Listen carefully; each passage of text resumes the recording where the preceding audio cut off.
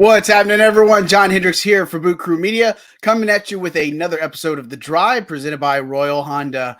Well, it's Monday. Hopefully, you're not having a case of the Mondays, right? It's day 11 of Saints training camp.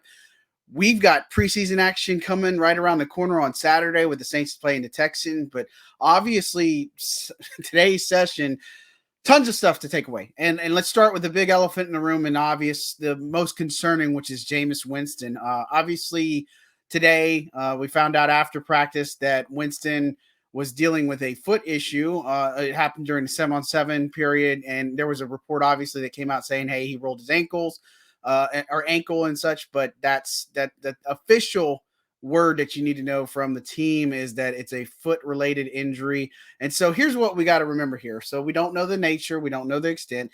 He did get evaluated, so again, we're going to have to wait and see what happens there.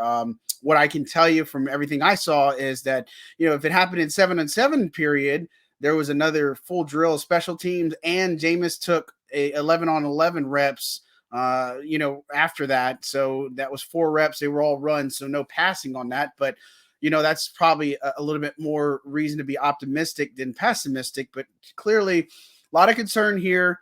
Jameis Winston's looking outstanding, obviously already coming and dealing with the ACL injury, and he's been rehabbing, looking really good from that. So look, some of these things kind of happen, we don't know the full extent.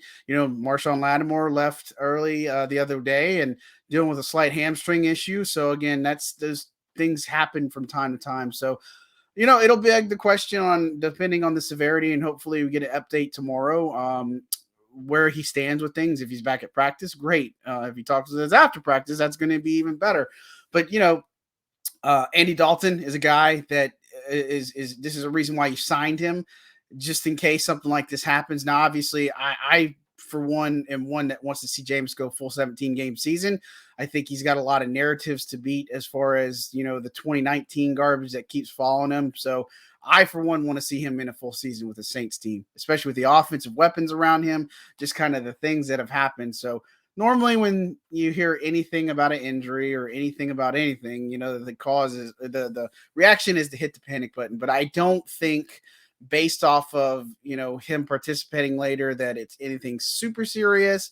But of course we're going to have to monitor it. And here's the good news is, you're looking at a month and some change until the first regular season game. So obviously you want to have him in there. You want him to build the chemistry with guys like Deontay and Jarvis and Chris Olave and Michael Thomas. But again, things like that cause for concern, maybe a little bit of a scare, but I think no matter what, Matt Rhea has been great with the rehab process for a lot of these players, and just overall what he brings from the sports science world to this team is something they've never had. So that's obviously a big thing. CJ Gardner-Johnson returned to practice today. That's a big one. He was dealing with a personal matter, family-related issue, and he was there in team drills, participating, active in one-on-ones. First time we've seen that. So that's a good sign for him. Taysom Hill was also back, but he also left a little early from practice. He was in a red shirt, red jersey, if you will, and working specifically and exclusively with the tight end group today. So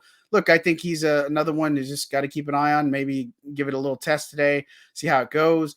Kentavious Street was the other player who left a little early. It looks like something might have happened in the face-eye region. So, we'll see how it happens. The team's already down guys like Jaleel Johnson, so that's never a good sign. And this team is missing Zach Bond. They're missing DeMarco Jackson. That's why they added Chase Hansen to the roster, somebody with familiarity.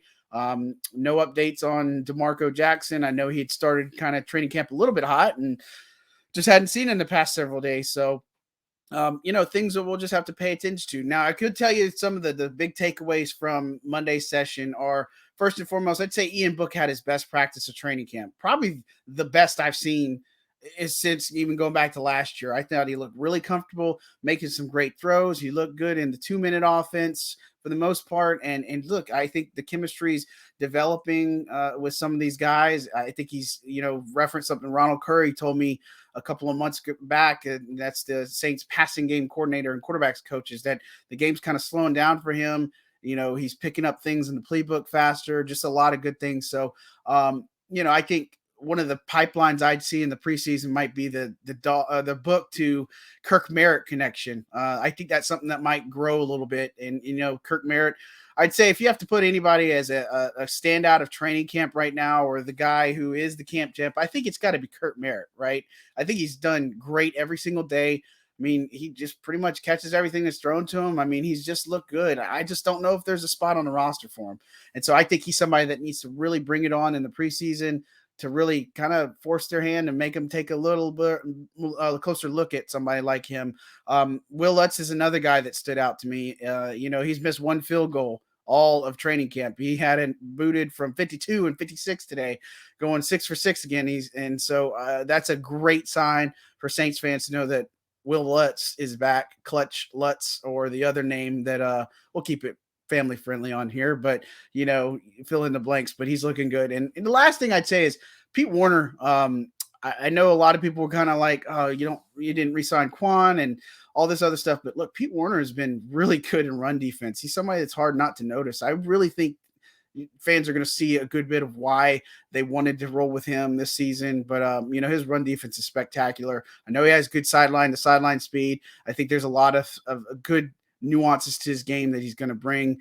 Very smart, intelligent. Michael Hodges is a great coach for all this entire group. So we'll see how it all plays out. But obviously, big takeaway from today is Jameis, hurt his foot a little bit. We don't know the extent of it. I can only tell you that he stayed on a little bit afterwards, but it's definitely an injury scare. Again, we hope it's nothing serious. But as always, just keep it tuned to Boot Crew Media, and you can find all the written work and day observations on Saints.media.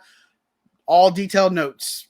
You got them there for you at your disposal. So, guys, I appreciate you tuning in. Again, this is The Drive presented by Royal Honda. Again, I'm John Hendricks signing out. We'll talk at you tomorrow.